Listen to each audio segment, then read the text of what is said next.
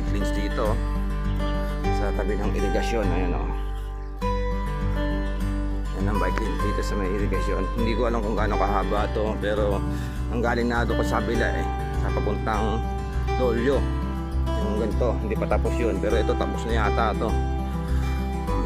Ganito haba na siguro. Kasi nakita ko dito, nakasulat sa gilid kung ilang kilometer to. Titingnan natin na nalimutan ko siya. Kaya nadaan ko 38 kilometer. Ewan ko lang ngayon kung ilan na. At dati nangingisda kami dyan. Ngayon parang bawal na. Oops. Pero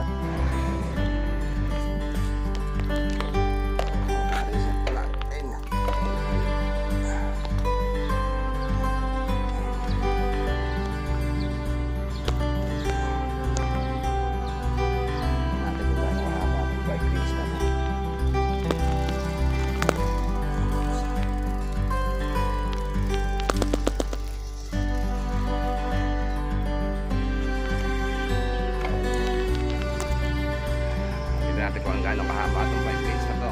Pero wala nga naman tayong gagawin ngayon. Wala tayong pasok at wala rin sila Randy, si Michael. Dito sila ngayon. Kaya magsosolo tayo ng vlog ngayon. Gagawin. Ito nga magka-bike. Gamit natin ang ating laser. Kaya kung ba lumuan na ito, kayo dito sa Taiwanese, magaling yun. Kahit malayo, pinuntahan ko siya para madala lang ito. Dahil nga hindi ko gano'n nagagamit. Lagi flat. Wala, sira na yung interior sa yung gulong. Kaya nagpalit na ako. Shoutout sa inyo. Nalagay ko dyan yung lugar. Saan yan? Dyan sa link na yan. Saan yung sa mention yun. Dito nga. Solo tayo magbabike. Tapos maraming tao. Kapababa. Dami lang harang. Yung mga nagkaroon yung harang sa daanan. Kaya hindi tayo makadara talaga.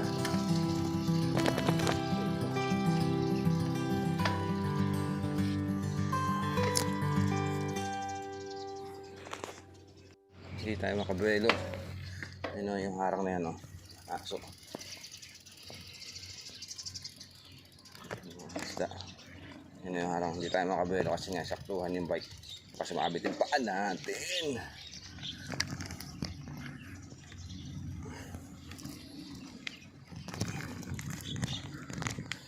Lang bitin ako, hirap talaga yung mga ganong style na bibitin. At meron dito isda ayun susunod dyan titirahin namin yan kung pwede tayo mga start, pero kung pwede mga sila dyan at meron dito yung maraming dalag sa kahito. Medyo malayo-layo nga lang, pero maganda yung daanan dito. Ito yan bukid. Maganda gawin sa Pilipinas yung merong irigasyon para sa mga palayan, sa mga pananim ng mga magsasaka natin. Ayun may ilog yan sa kabila. Kasi ito irigasyon. Diba? At least nakokontrol pa yung baha dahil nga naiipon dito sa irigasyon na to. Sa atin kasi ang irigasyon, hindi ko lang alam ko. Paki-comment na lang po kung baka mali ako ha. Wala pa ako nakitang ganito sa atin. Irigasyon. Meron man yung nakita ko na pinapakita sa mga balita, yung napakaliit parang kanal na lang, kaya naawa ko sa magkasaka. Ang laki-laki lang ng pondo, pero yung irigasyon na ginagawa kanal. Nakikita ko sa mga, ewan ko tama, ewan ko lang din kung meron sa atin na ganito yung ganyang katataras. Nakataas siya, naka-level mismo sa palayan. Ito nakabundok siya Yes, ginawa ng Taiwan ito. Nagkaroon ng isang daanan para sa mga bike. Maganda rin nagawa nila Dati naman wala to Ngayon, nagkaroon ginawa nila bike lanes. Nag-exercise dito sa umaga. Ang ganda ng pala ito, patubig nila Kaya sagana rito yung palay sa kay mga iba't ibang gulay, matanim. Kaya sana gawin sa atin to. Huwag naman kurakutin. Yung katotohanan sa atin, mas malaki na kurakot kaysa nagagawa. 37 kilometer. Yung kanina pinanggaling ako, 38. Yung pinasukan ko mula sa amin. Tingnan natin kung gaano kahaba 37 kilometer, di malayo-layo yun. At hanggang saan? Nagpisa ako doon sa amin, doon sa may Chatay.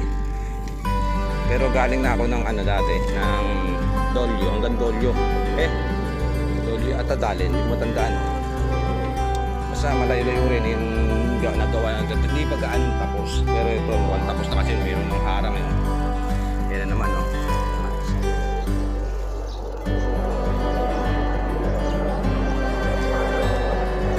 Kaya may meeting ka sa pagkahahon.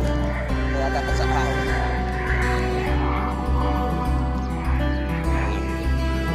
Dati wala ito. Ayun, ganda.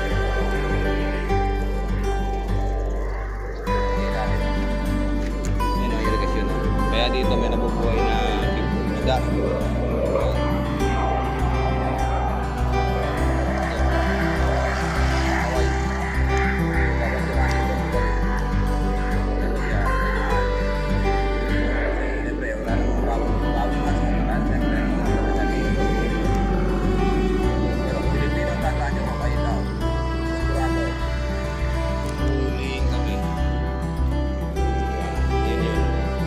Tayo mga OFW, mga Dodi Espanol, ingat-ingat din sa pagmumotor. Medyo mahaba-haba na yun ang takbo ko. Tignan natin ano yung dulo nito. Sabay din tayo, update ko kayo pag andun na ako. Let's go.